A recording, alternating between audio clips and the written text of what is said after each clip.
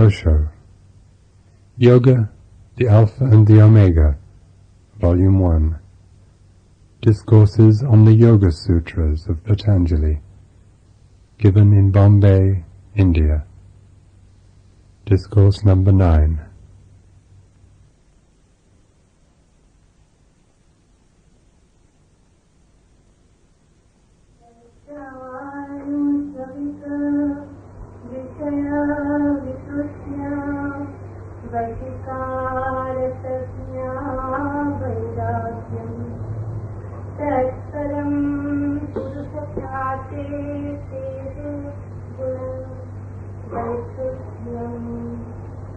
The first state of Vairagya, desirelessness, cessation from self-indulgence, in the thirst for sensuous pleasure with conscious effort.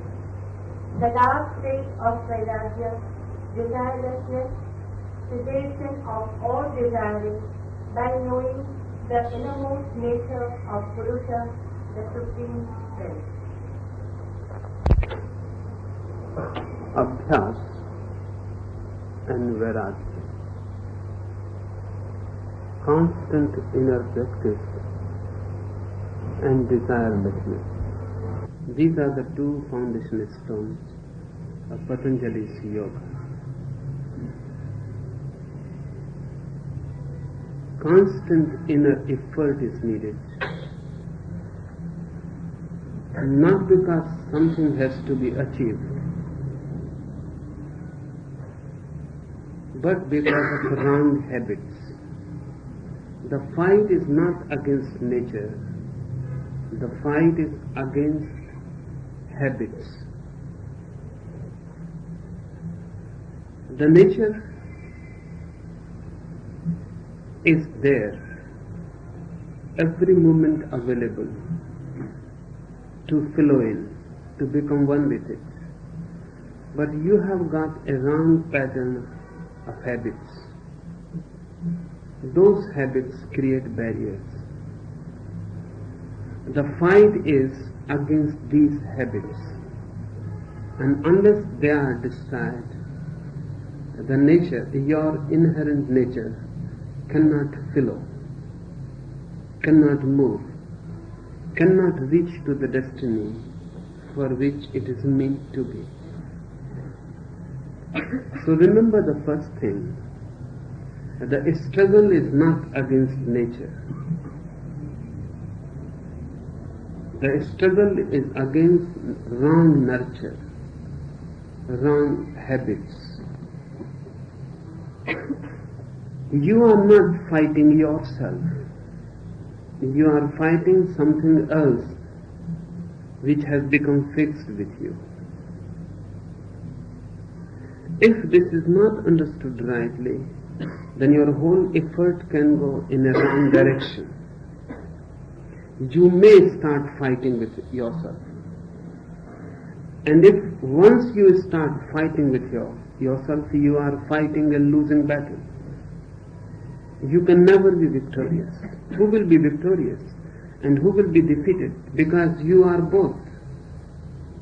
The one who is fighting and the one with you are fighting is the same. If my both hands start fighting, who is going to win? So once you start fighting with yourself, you are lost. And so many persons, in their endeavor, in their seeking for spiritual truth, fall into that error. They become victims of this error.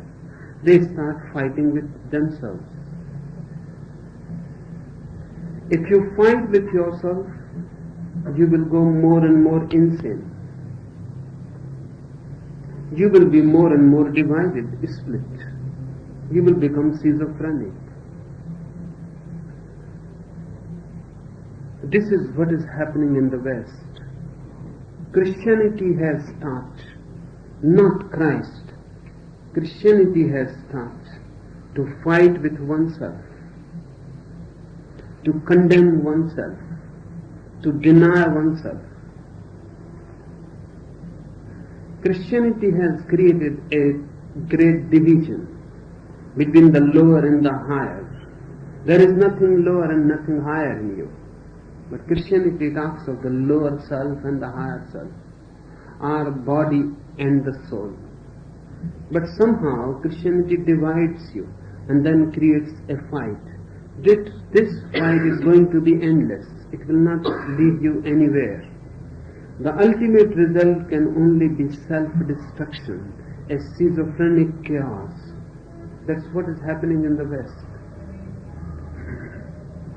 Yoga never divides you, but still there is a fight. The fight is not against your nature.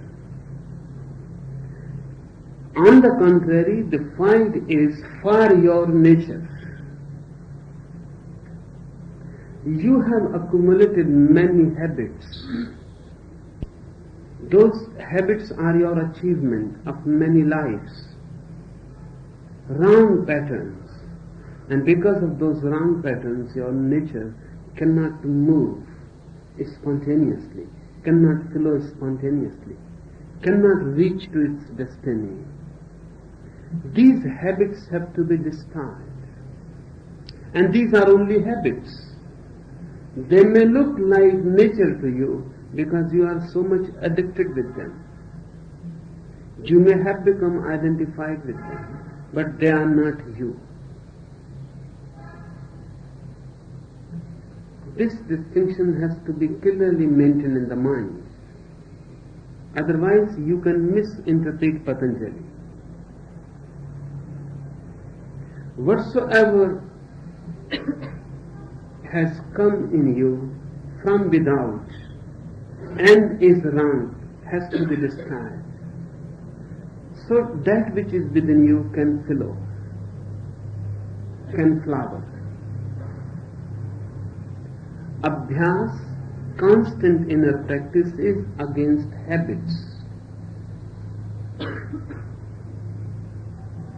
The second thing, the second foundation stone is vairag, desirelessness. That too can lead you in a wrong direction.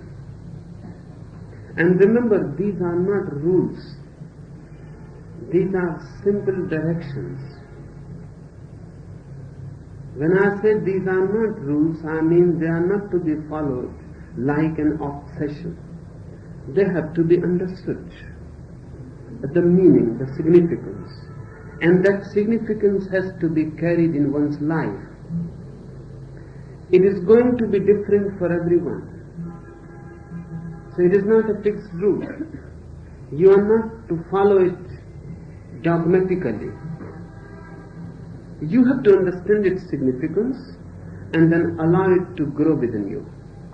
The flowering is going to be different with each individual.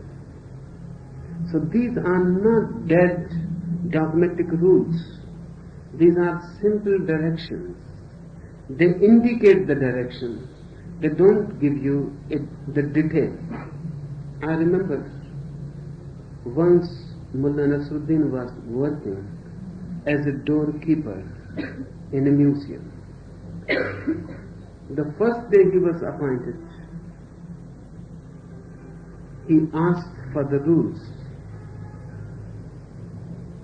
What rules have to be followed? So he was given the book of the rules that were to be followed by the doorkeeper. He memorized them. He took every care not to forget a single detail. And the first day when he was on duty, the first visitor came. He told the visitor to leave his umbrella there outside with him at the door. But the visitor was amazed. He said, "But I don't have any umbrella." So Nasruddin said, "In that case you will have to go back. Bring the umbrella." Because this is the rule. Unless the visitor leaves his umbrella here, outside, he cannot be allowed in. And there are many people who are rule obsessed. They follow blindly. Patanjali is not interested in giving you rules. Whatsoever he is going to say are simple directions, not to be followed but to be understood. The following will come out of that understanding.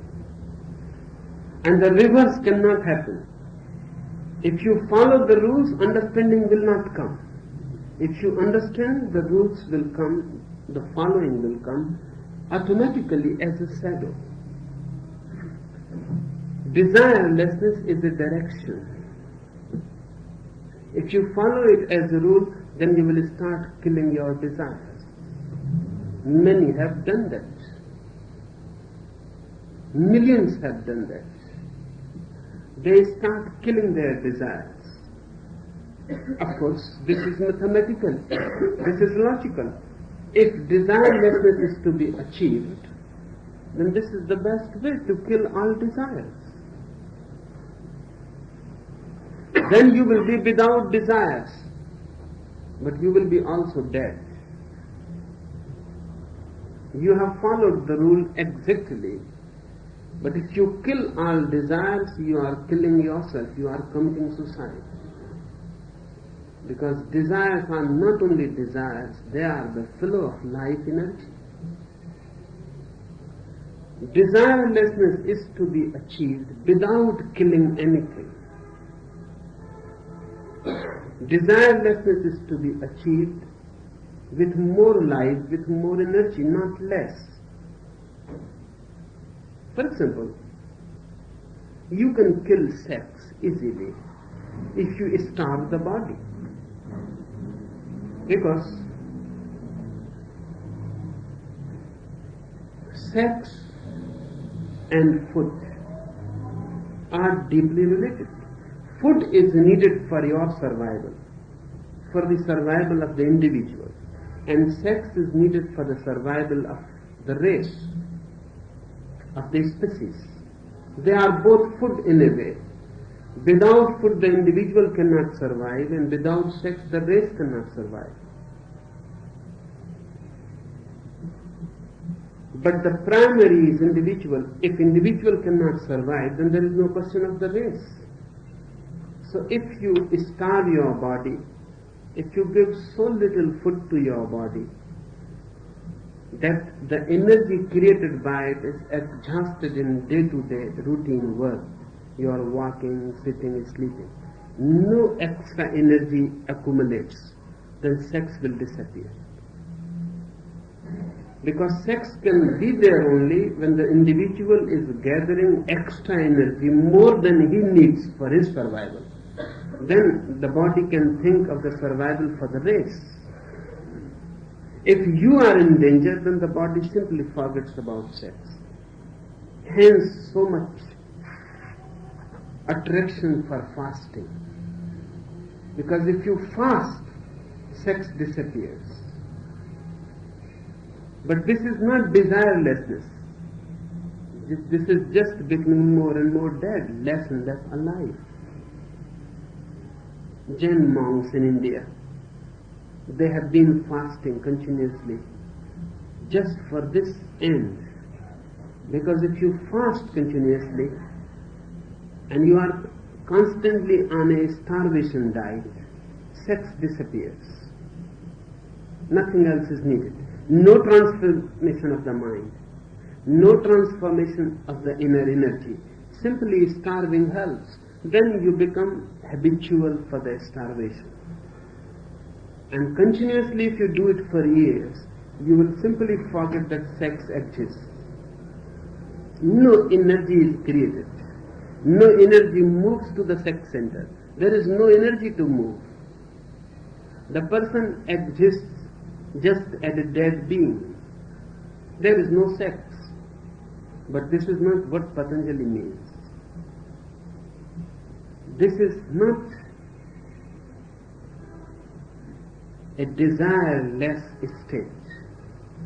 It is simply an impotent state. Energy is not there. Give food to the body. You may have starved the body for 30 or 40 years. Give right food to the body and sex will appear immediately. You are not changed. The sex is just hidden there, waiting for energy to flow. Whenever energy flows, it will become again alive. So what is the criterion? The criterion has to be remembered. Be more alive, be more filled with energy, vital, and become desireless. Only then. If your desirelessness makes you more alive, then you have followed the right direction. If it makes you simply a dead person, you have followed the rule. It is easy to follow the rule because no intelligence is required.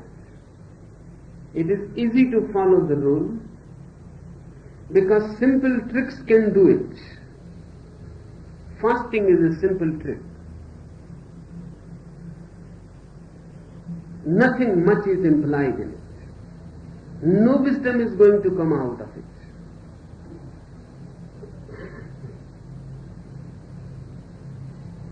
There was one experiment in Oxford.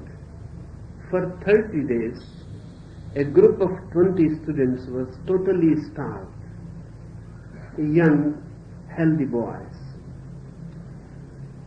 After the 7th or 8th day, they started losing interest in girls.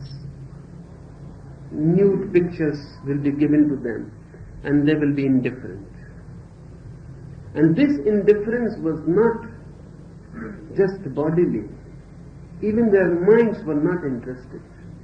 Because now there are methods to judge the mind. Whenever a young boy, a healthy boy, looks at a nude picture of a girl, his pupils of the eyes become big. They are more open to receive the nude figure. And you cannot control your pupils. They are not voluntary.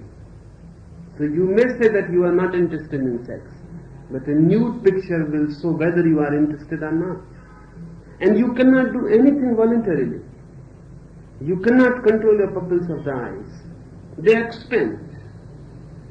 Because something so interesting has come before them that they open more, the shutters open more to take more in. No, women are not interested in nude men. They are interested in small babies. So if a beautiful baby's picture is given to them, their eyes expand. Every precaution was taken, whether they are interested. No interest. By and by, the interest was declining. Even in their dreams, they stopped seeing girls, sexual dreams. By the second week, 14th or 15th day, they were simply dead corpses. Even if a beautiful girl comes nearby, they will not look. If someone says a dirty joke, they will not laugh. For 30 days they were starved. On the 30th day, the whole group was sexless. There was no sex in their mind, in their body. Then the food was given to them again. The very first day, they became again the same. The next day, they were interested. The third day, all that starving for 30 days had disappeared. Now, not only they were interested, they were obsessively interested, as if this gap has helped. For a few weeks, they were obsessively sexual, only thinking of girls and nothing else. When the food was in the body, girls became important again. But this has been done in many countries all over the world. Many religions have followed this. Fasting, And then people start thinking that they have gone beyond sex. You can go beyond sex, but fasting is not the way. That's a trick. And this can be done in every way. If you are on fast, you will be less angry. And if you become habitual to fasting, then many things from your life will simply drop. Because the base has dropped. Food is the base.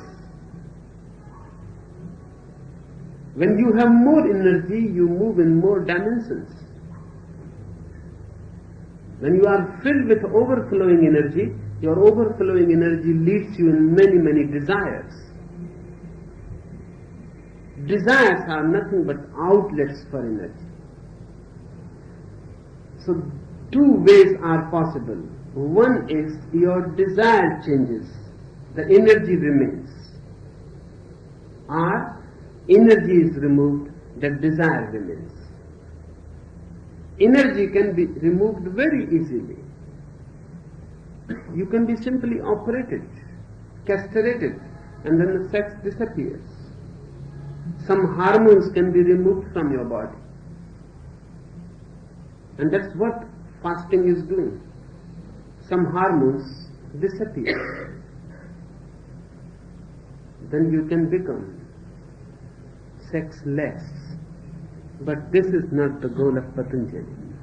Patanjali says that energy should remain and the desire disappears. Only when desire disappears and you are filled with energy, you can achieve that blissful state which yoga aims at. A dead person cannot reach to the divine. The divine can be attained only through overflowing energy, abundant energy, an ocean of energy. So this is the second thing to remember continuously. Don't destroy energy, destroy desire. It will be difficult. It is going to be hard, arduous, because it needs a total transformation of your being. But Patanjali is for it. So he divides his vairag, his desirelessness, in two steps. We will enter the sutra. The first state of vairag, desirelessness, cessation from self-indulgence in the thirst for sensuous pleasures with conscious effort. Many things are implied and have to be understood. One,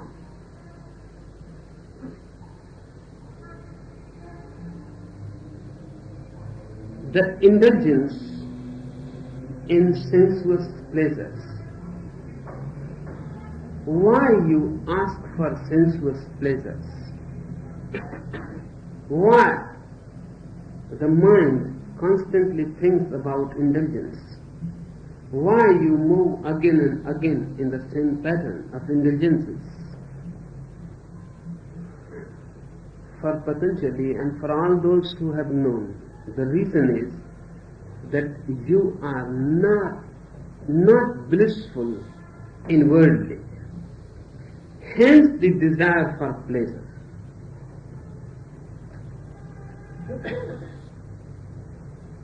The pleasure-oriented mind means that as you are in yourself, you are unhappy. That's why you go on seeking happiness somewhere else. A person who is unhappy is bound to move into desires. Desires are the way of the unhappy mind to seek happiness.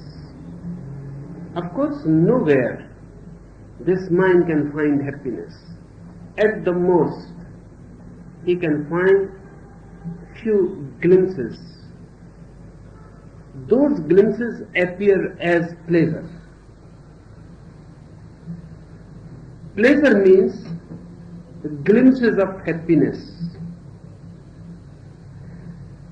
And the fallacy is that this pleasure-seeking mind thinks that these glimpses and pleasure is coming from somewhere else. It always comes from within. Let us try to understand. You are in love with a person. You move into sex. Sex gives you a glimpse of pleasure. It gives you a glimpse of happiness. For a single moment you feel at ease. All the miseries have disappeared. All the mental agony is no more. For a single moment you are here and now. You have forgotten all. For a single moment there is no past and no future.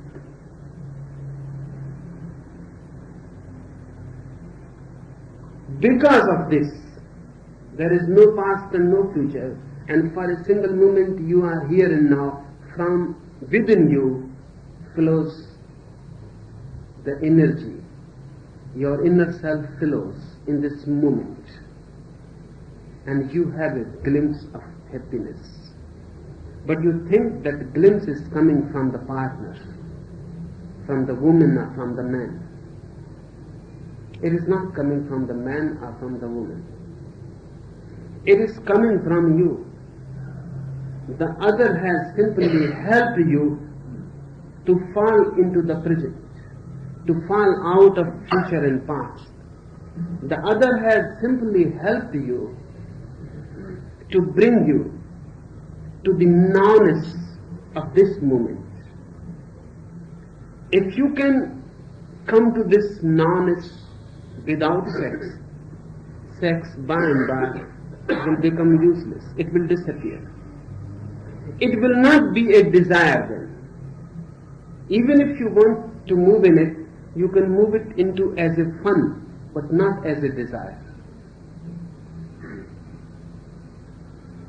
Then there is no obsession in it, because you are not dependent on it.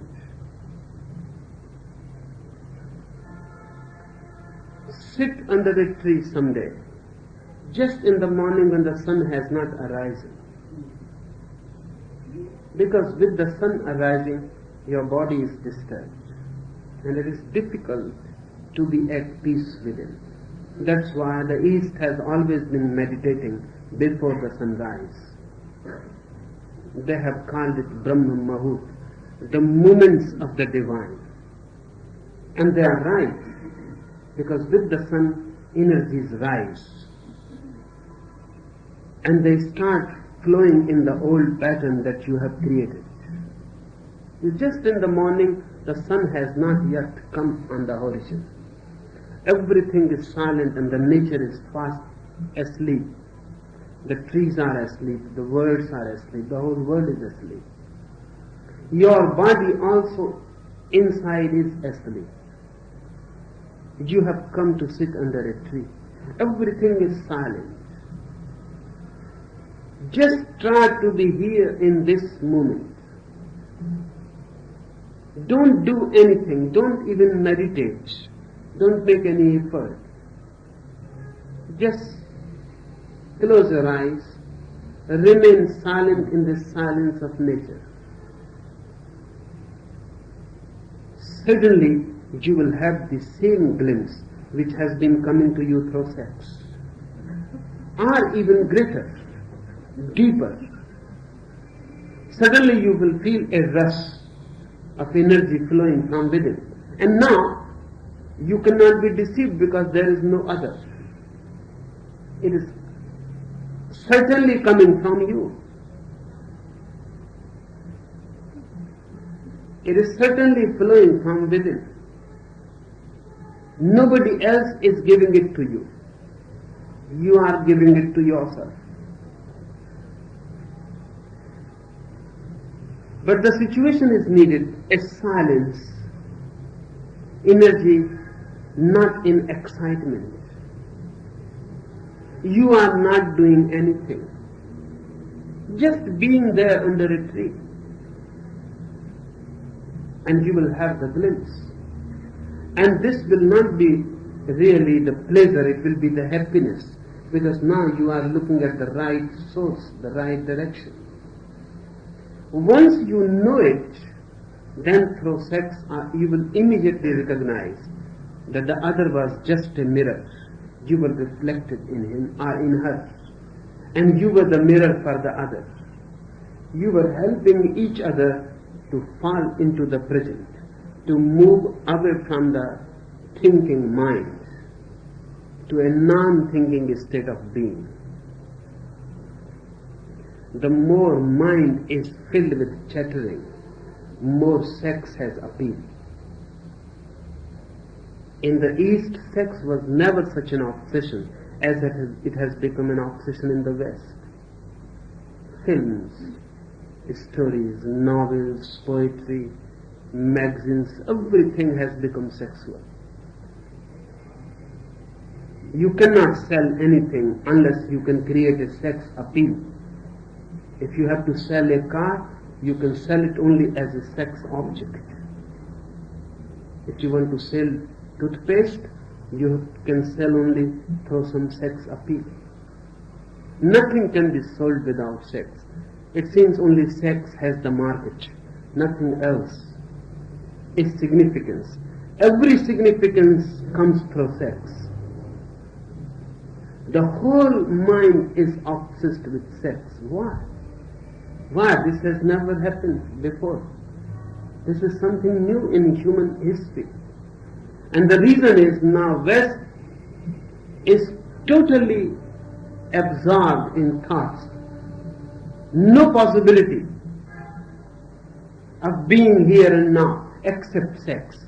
Sex has remained the only possibility, and even that is going. For the modern man, even this has become possible, that while making love he can think of other things.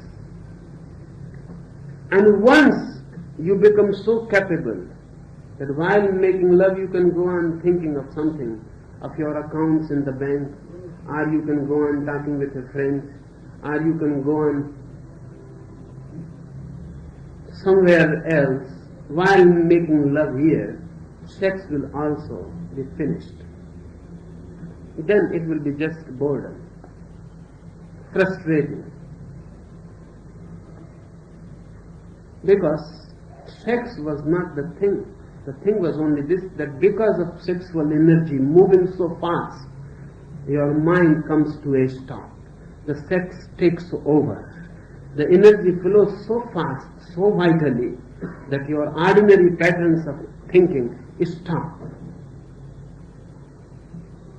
I have heard once it happened that Mullah Nasruddin was passing through a forest. He came upon a skull. Just curious as he always was, he asked the skull, "What brought you here, sir?" And he was amazed because the skull said, "Talking brought me here, sir." He couldn't believe, but he had heard it. So he ran to the court of the king. He told there that I have seen a miracle. A skull, a talking skull, lying just near our village in the forest.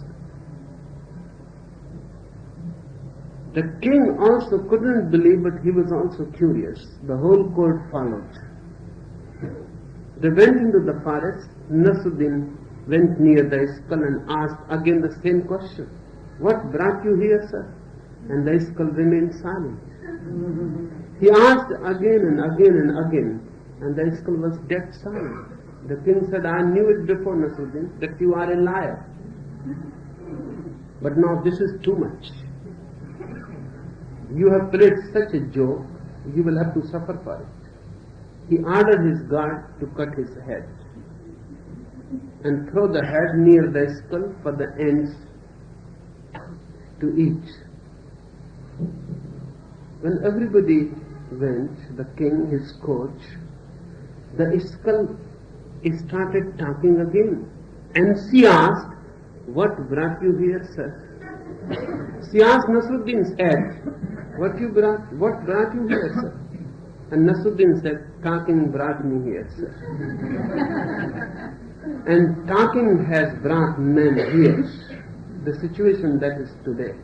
A constant chattering mind does not allow any happiness, any possibility of happiness. Because only a silent mind can look within. Only a silent mind can hear the silence, the happiness that is always bubbling there. But it is so subtle that with the noise of the mind you cannot hear it. Only in sex the noise sometimes stops. I say sometimes. If you have become habitual in that also, as husbands and wives become, then it never stops. The whole act becomes automatic and the mind goes on its own. Then sex is also a boredom. Anything has appeal if it can give you a glimpse. The glimpse may appear to be coming from the outside. It always comes from within. The outside can only be just a mirror. When happiness flowing from within is reflected from the outside, it is called pleasure. This is the definition of Patanjali. Happiness flowing from within, reflected somewhere in the outside functioning as a mirror. And if you think that this happiness is coming from outside, it is called pleasure. We are in search of happiness, not in search of pleasure. So unless you can have glimpses of happiness, you cannot stop your pleasure-seeking efforts. Indulgence means search for pleasure. A conscious effort is needed for two things. One, whenever you feel a moment of pleasure is there, transform it into a meditative situation. Whenever you feel you are feeling pleasure, happy, joyful, close your eyes and look within from where it is coming. Don't lose this moment. This is precious. If you are not conscious, you may continue thinking that it comes from without. And that's the fallacy of the world. If you are conscious, meditative, if you search for the real source, sooner or later you will come to know it is flowing from within. Once you know that it always flows from within. It is something that you have already got. Indulgence will drop. And this will be the first step of desirelessness. Then you are not seeking, not hankering. You are not killing desires. You are not fighting with desires. You have simply found something greater. The desires don't look so important now. They wither away. Remember this. They are not to be killed and destroyed. They wither away. Simply you neglect them. Because you have a greater source. You are magnetically attracted towards it. Now your whole energy is moving inwards. The desires are simply neglected. You are not fighting them. If you fight with them, you will never win. It is just like you were having some stones, colored stones in your hand. And now suddenly you have come to know about diamonds and they are lying about. You throw the colored stones just to create a space for the diamonds in your hands. You are not fighting the stones. When diamonds are there, you simply drop the stones. They have lost their meaning. Desires must lose their meaning. If you fight, the meaning is not lost. or even on the contrary, just through fight, you may give them more meaning. They may become more important. This is happening. Those who fight with any desire, that desire becomes their center of the mind. If you fight sex, sex becomes the center. Then continuously you are engaged, occupied with it. It becomes like a wound. And wherever you look, that wound immediately projects. And whatsoever you see becomes sexual. Mind has a mechanism, an old survival mechanism of fight or flight. Two are the ways of the mind. Either you can fight with something or you can escape.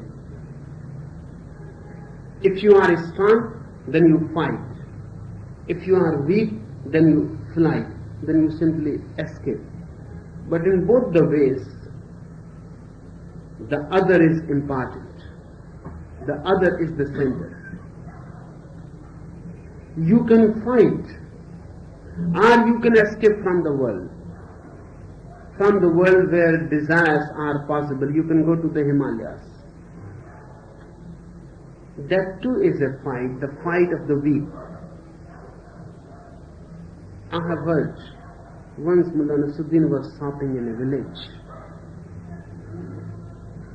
He left his donkey on the street, went into a shop to purchase something. When he came out, he was furious. Someone has painted his donkey completely red, bright red.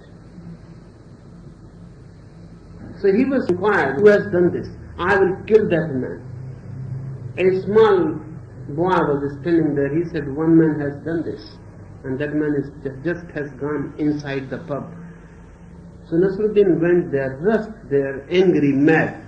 And he said, who has done this? Who the hell has painted my donkey? A very big man, very strong, stood and he said, I did. What about it? So Nasruddin said, thank you, sir. You have done such a beautiful job. I just came to tell you that the first coat is dry.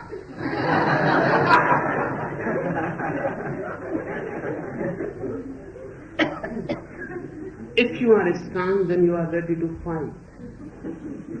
If you are weak, then you are ready to fly, to flight. But in both the cases, you are not becoming stronger. In both the cases, the other has become the center of your mind. These are the two attitudes, fight or flight. And both are wrong. Because through both the mind is strengthened. Patanjali says there is a third possibility. Don't fight and don't escape. Just be alert. Just be conscious. Whatsoever is the case, just be a witness. Conscious effort means, one, searching for the inner source of happiness, and second, witnessing the old pattern of habits, not fighting it, just witnessing it. The first state of vairagya, desirelessness, cessation from self-indulgence in the thirst for sensuous pleasures with conscious effort. Conscious effort is the key word. Consciousness is needed and effort is also needed.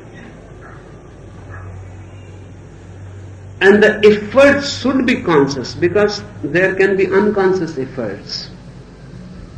You can be trained in such a way that you can drop certain desires without knowing that you have dropped them. For example, if you are born in a vegetarian home, you will be eating vegetarian food. non-vegetarian food is simply not the question. You never dropped it consciously. You have been brought up in such a way that unconsciously it has dropped by itself. But this is not going to give you some integrity.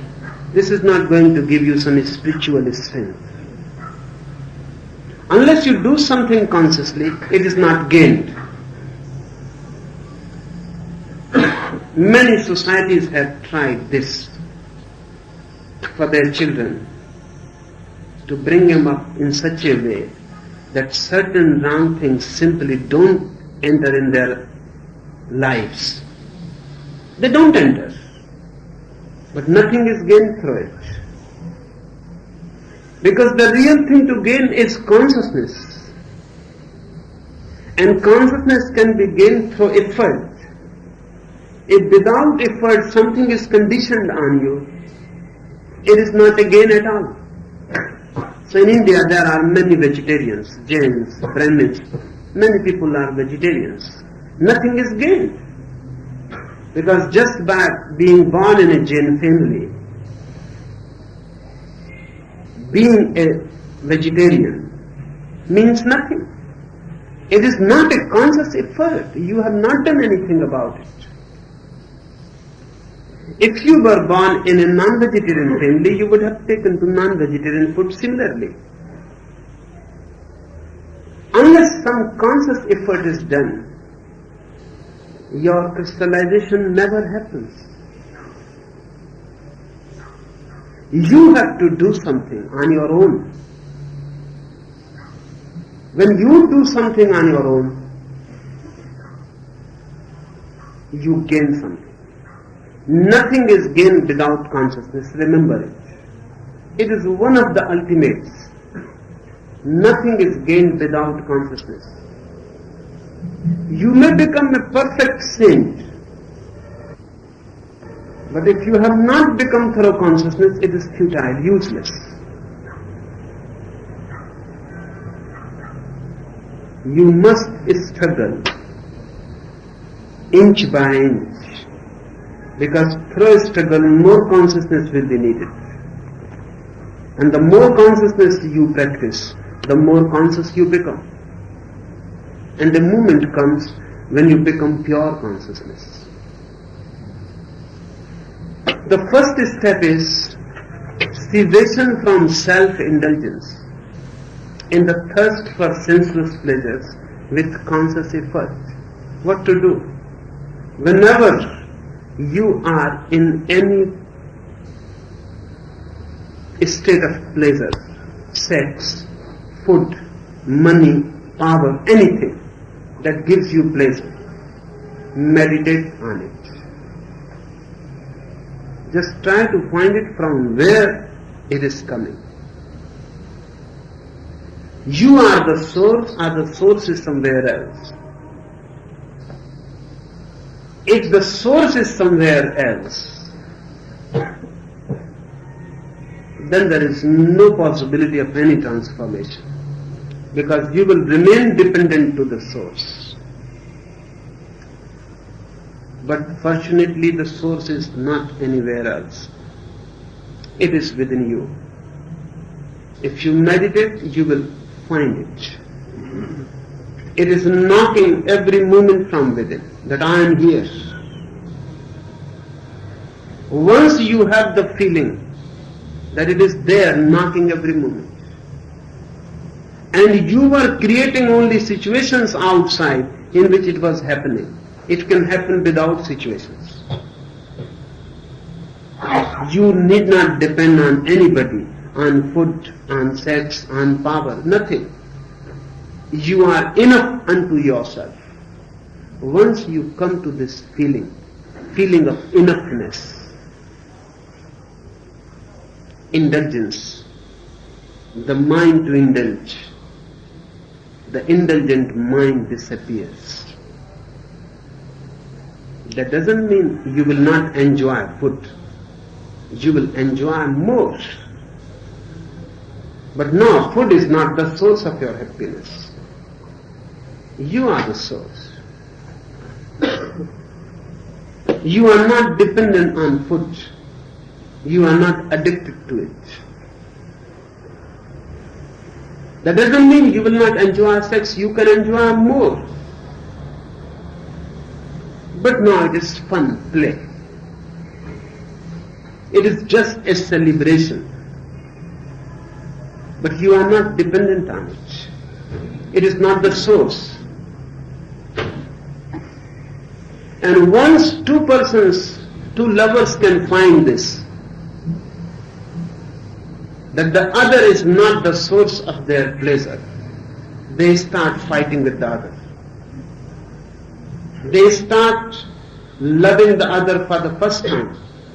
Otherwise, you cannot love a person upon whom you are dependent in any way. You will hate, because he is your dependence. Without him, you cannot be happy. So he has the key. And the person who has the key of your happiness is your jailer. Lovers fight because they look that the other has the key. And he can make me happy or unhappy. Once you come to know that you are the source and the other is the source of his own happiness, you can share your happiness. That's another thing. But you are not dependent.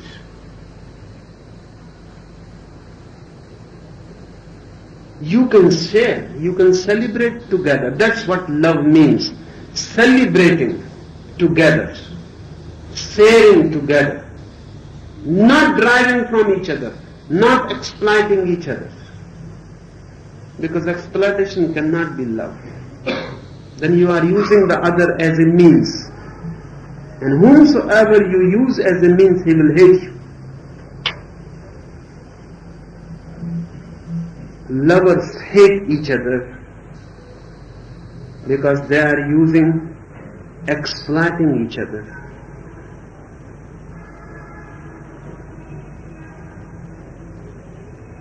And love, which should be at the deepest ecstasy, becomes the ugliest hell. But once you know that you are the source of your happiness, no one else is the source, you can share it freely.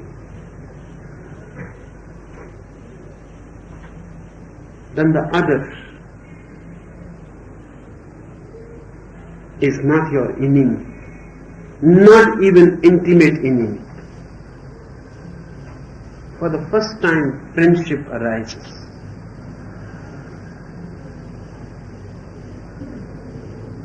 You can enjoy anything, and you will be able to enjoy only when you are free. Only an independent person can enjoy.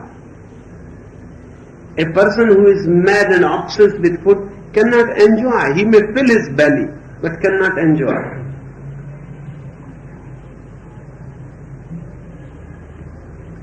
His eating is violent.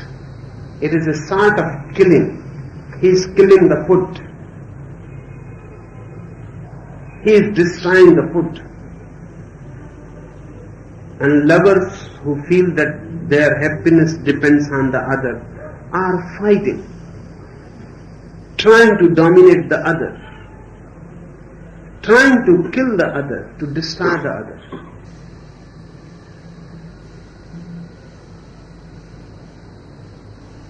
You will be able to enjoy everything more when you know that the source is within.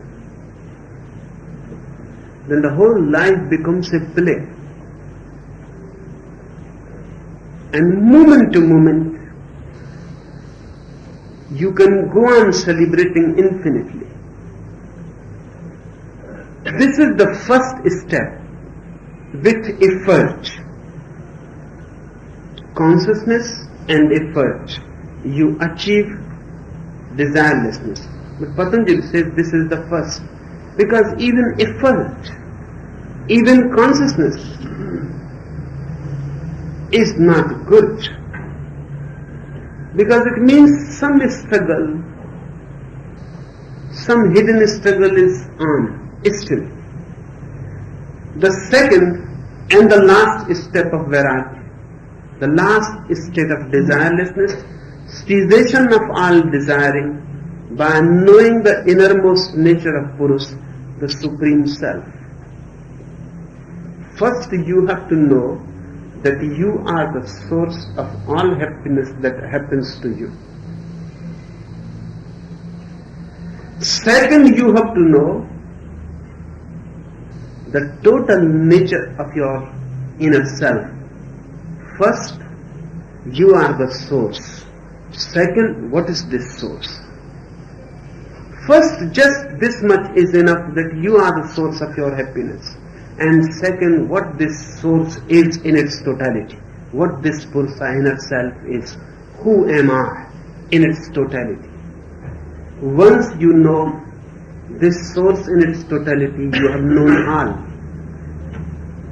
Then the whole universe is within, not only happiness. Then all that exists within, not only happiness. Then God is not somewhere sitting in the clouds, He exists within. Then you are the source, the root source of all. Then you are the center. And once you become the center of existence, once you know that you are the center of existence, all misery has disappeared. Now, desirelessness becomes spontaneous, sahaj. No effort, no striving, no maintaining is needed. It is so. It has become natural. You are not pulling it or pushing it. Now there is no I who can pull and push. Remember this, struggle creates ego. If you struggle in the world, it creates a gross ego. I am someone with money, with prestige, with power. If you struggle within, it creates a subtle ego. I am pure, I am a saint, I am a sage. But I remains with his struggle. So there are pious egoists who have a very subtle ego. They may not be worldly people, they are not. They are otherworldly. But struggle is there, and they have achieved something. That achievement still carries the last shadow of I. The second step and the final state of desirelessness in Patanjali's is total disappearance of the ego. Just nature flowing. No I, no conscious effort. That doesn't mean you will not be conscious. You will be perfect consciousness. But no effort implied of being conscious.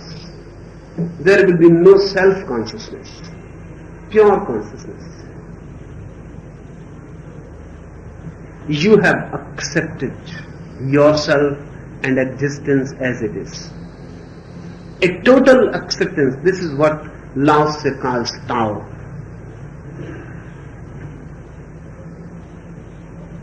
The river flowing towards the sea. It is not making any effort. It is not in any hurry to reach the sea. Even if it doesn't reach, it will not get frustrated. Even if it reaches in millions of years, everything is okay. The river is simply flowing because flowing is its nature. No effort is there. It will go on flowing. When desires for the first time are noted and observed, effort arises. A subtle effort.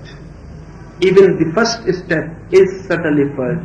You start trying to be aware from where my happiness is coming. You have to do something, and that doing will create the ego. That's why Patanjali says that is only the beginning. And you must remember that is not the end.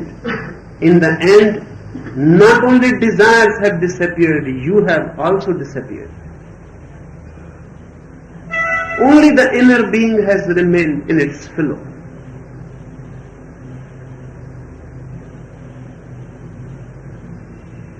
This spontaneous flow is the supreme ecstasy, because no misery is possible for it. Misery comes through expectation, demand. There is no one to expect, to demand. So whatsoever happens, it is good. Whatsoever happens, it is a blessing. You cannot compare with anything else. It is the case. And because there is no comparing with the past and with the future, there is no one to compare.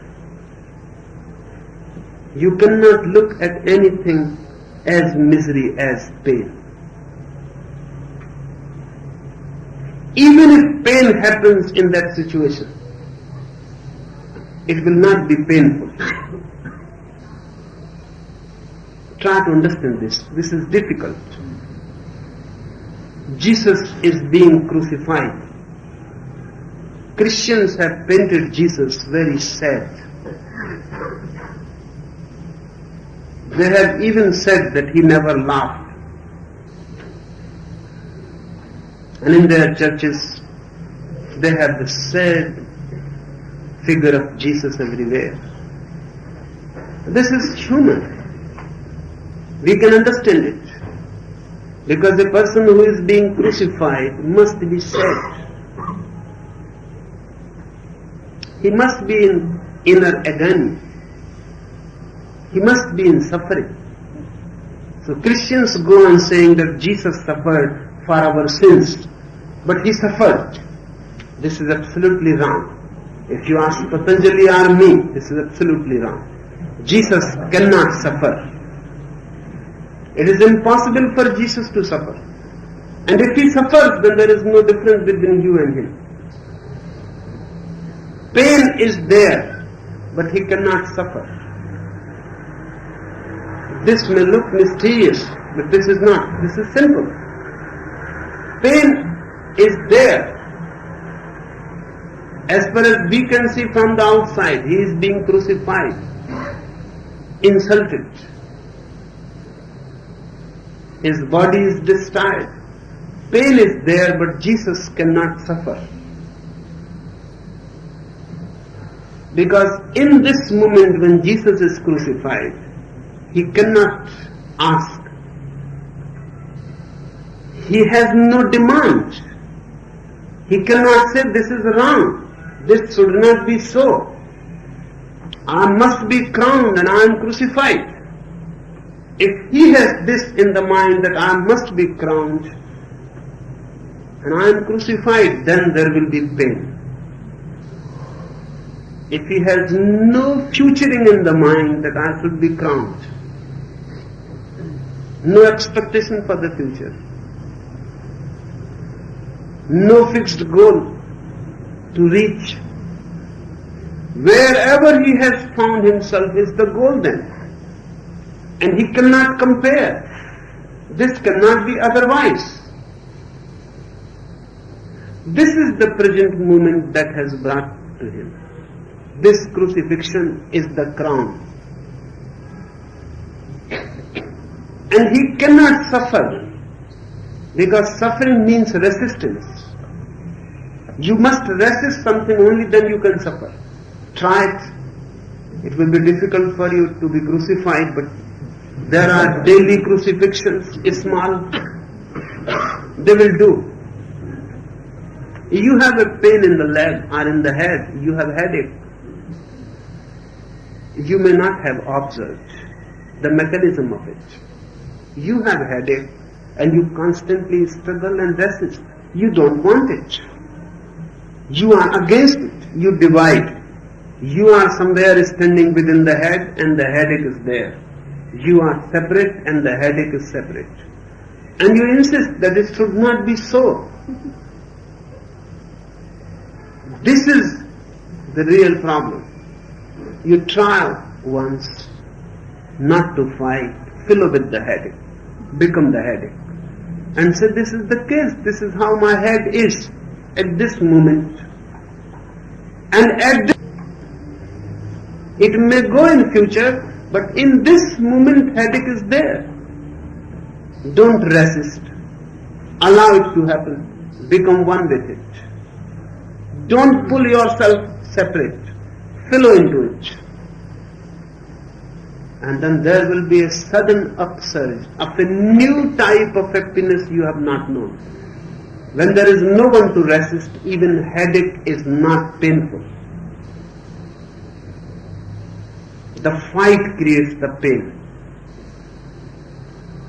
The pain means always fighting against the pain. That's the real pain. Jesus accepts. This is how his life has come to the cross. This is the destiny. This is what in the East they have called always fate, bhagya, the kismat. So there is no point in arguing with your fate. There is no point in fighting it. You cannot do anything. It is happening. Only one thing is possible for you. You can flow with it or you can fight with it. If you fight, it becomes more agony. If you flow with it, the agony is less. And if you can flow totally, agony has disappeared. You have become the fellow. Try it when you have a headache. Try it when you have a ill body. Try it when you have some pain. Just flow with it. And once, if you can allow, you will have come to one of the most deepest secrets of life. That pain disappears if you flow with it.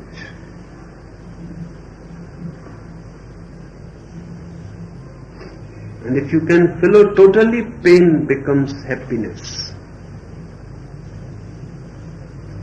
But this is not something logical to be understood. You can comprehend it intellectually, but that won't do. Try it existentially. There are everyday situations. Every moment something is wrong. Flow with it. And see how you transform the whole situation. And through that transformation, you transcend it. A Buddha can never be in pain.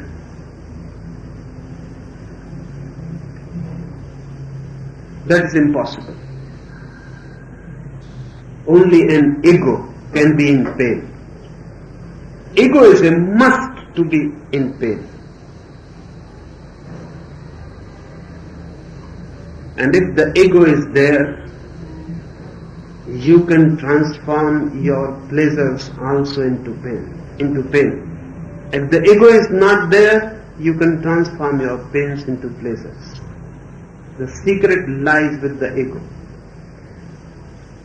The last state of vairagya, desirelessness, cessation of all desiring, by knowing the innermost nature of Purusha, the Supreme Self. How it happens?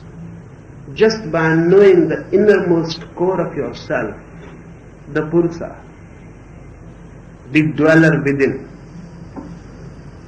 Just by knowing it, Patanjali says, Buddha says,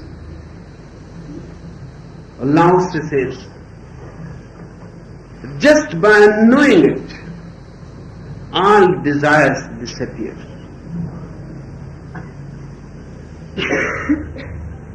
This is mysterious. And the logical mind is bound to ask how it can happen. Just by knowing the inner self, all desires disappear. It happens because not knowing the inner self, all desires have arisen. Desires are simply the ignorance of the self. Why? All that you are seeking through desires is there hidden in the self. If you know the self, desires will disappear. For example, you are asking for power. Everybody is asking for power. Power creates madness in everybody. It seems to be just human society has existed in such a way that everybody is power addicted. The child is born, the child is helpless. That is the first feeling you all carry always with you. The child is born, he is helpless. And a helpless child wants power. That's natural. Because everybody is more powerful than him. The mother is powerful, the father is powerful, the brothers are powerful, everybody is powerful, and the child is absolutely helpless. Of course, the first desire that arises is to have power. How to grow powerful, how to be dominating. And the child starts being political from that very moment. He starts learning tricks, how to dominate. If he cries too much, he comes to know that he can dominate through crying. He can dominate the whole house just by crying. He learns crying. And women continue it even when they are not children. They have learned a secret. And they continue it, and they have to continue because they remain helpless.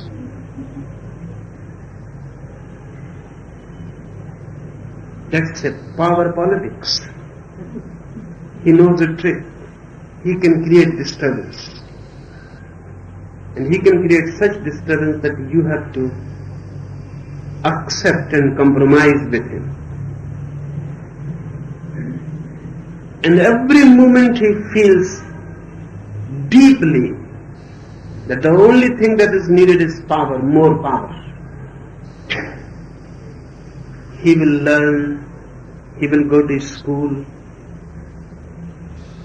he will grow, he will love, but behind everything, his education, love, play, he will be finding how to get more power. Through education, he will want to dominate. How to come first in the class, so he can be dominating. How to get more money, so he can be dominating.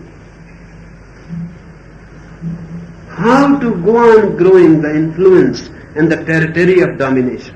The whole life, he will be after power. Many lives are simply wasted. And even if you get power, what you are going to do? Simply a childish wish is fulfilled. Then, so when you become a Napoleon or a Hitler, suddenly you become aware that the whole effort has been useless, futile. Just a childish wish has been fulfilled, that's all. Now what to do? What to do with this power? If the wish is fulfilled, you are frustrated. If the wish is not fulfilled, and it cannot be fulfilled absolutely, because no one can be so powerful that he can feel now it is enough. No one. The world is so complex. Even a Hitler feels powerless in moments. Even a Napoleon will feel powerless in moments. Nobody can feel absolute power, and nothing can satisfy you. But when somebody comes to know oneself, one comes to know the source of absolute power. And then the desire for power disappears. Because you was already a king. And you were only thinking that you are a beggar. And you were struggling to be a bigger beggar, a greater beggar. And you were already the king. Suddenly you have come to realize that you don't lack anything. You are not helpless. You are the source of all energies. You are the very source of life. That childhood feeling of powerlessness was created by others. And it is a vicious circle. They created in you because it was created in them by their parents. And so on and so forth. Your parents are creating the feeling in you that you are powerless. Why? Because only through this they can feel they are powerful.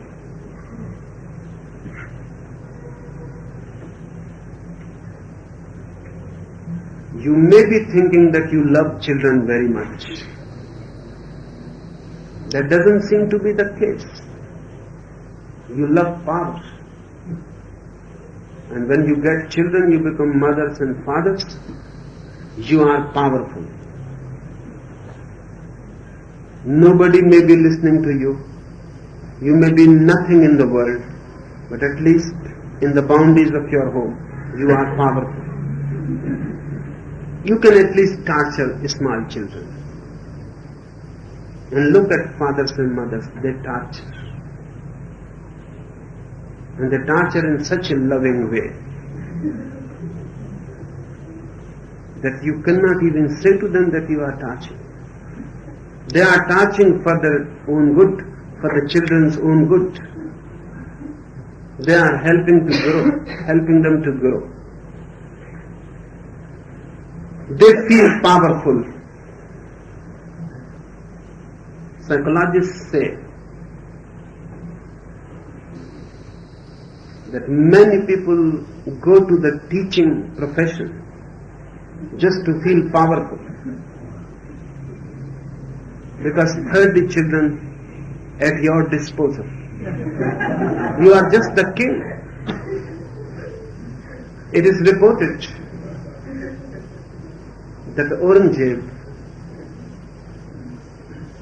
was imprisoned by his son. When he was imprisoned, he wrote a letter and he said that only one wish, if you can fulfill, it will be good and I will be very happy. You just send 30 children to me so that I can teach them in my imprisonment. The son is reported to have said that my father has always remained a king and he cannot lose his kingdom. So even in the prison he needs 30 children so he can teach them. Look, go in any school, the teacher sitting on his chair and absolute power. Just the master of everything that is happening there.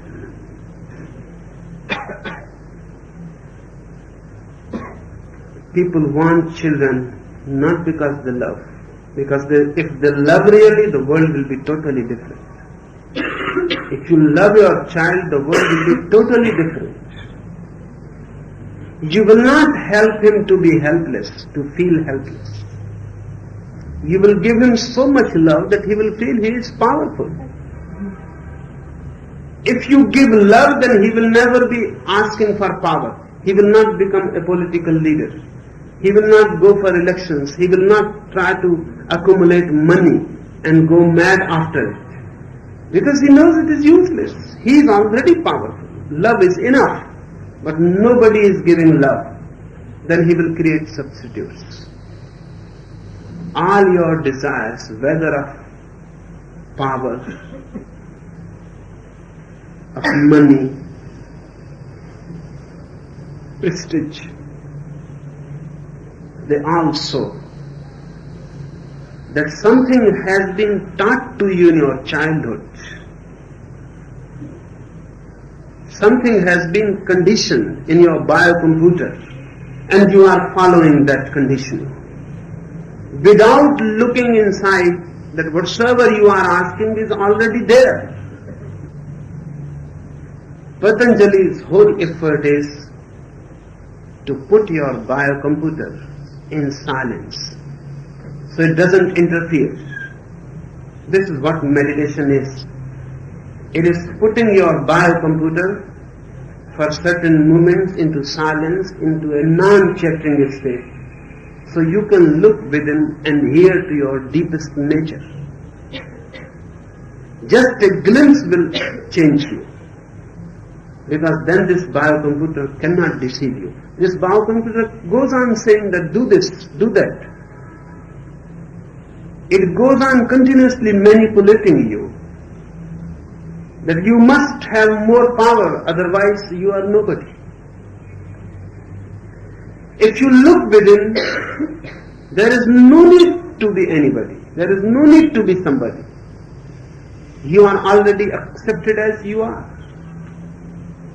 The whole existence accepts you, is happy about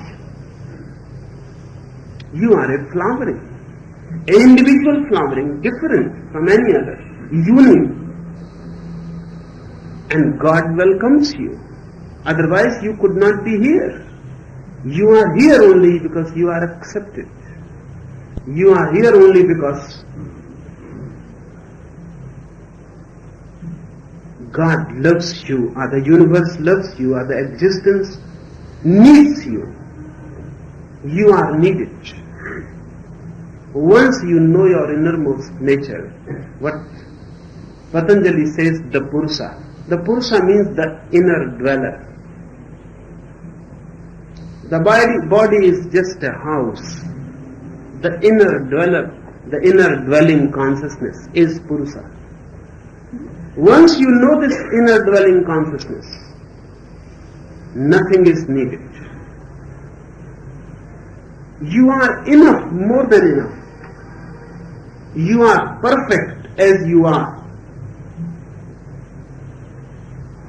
You are absolutely accepted, welcomed. The existence becomes a blessing. Desires disappear. They were part of self-ignorance. With self-knowledge, they disappear. They evaporate. Abhyas, constant inner practice, conscious effort to be more and more alert, to be more and more master of oneself, to be less and less dominated by habits, by mechanical robot-like mechanisms, and whereas desirelessness. These two attained, one becomes a yogi. These two attained, one has attained the goal. I will repeat, but don't create a fight. Allow all this happening to be more and more spontaneous. Don't fight with the negative, rather create the positive. Don't fight with sex, with food, with anything. Rather find out what it is that gives you happiness, from where it comes. Move in that direction. Desires by and by go on disappearing. And second, be more and more conscious. Whatsoever is happening, be more and more conscious. And remain in that moment and accept that moment. Don't ask for something else. You will not be creating misery then. If pain is there, let it be there. Remain in it and flow in it. The only condition is remain alert, knowingly, watchfully, move into it, flow into it. Don't resist. When pain disappears, the desire for pleasure also disappears. When you are not in anguish, you don't ask for indulgence. When anguish is not there, indulgence becomes meaningless. And more you go on falling into the inner abyss. And it is so blissful. A deep ecstasy that even a glimpse of it and the whole world becomes meaningless. Then all that this world can give to you is of no use. And this should not become a fighting attitude. You should not become a warrior. You should become a meditator. If you are meditating, spontaneously things will happen to you which will go on transforming and changing. Start fighting and you have started suppression. And suppression will lead you into more and more misery. And you cannot deceive. Many people are there who are not only deceiving others, they go on deceiving themselves. They think they are not in misery. They go on saying they are not in misery. But their whole existence is miserable.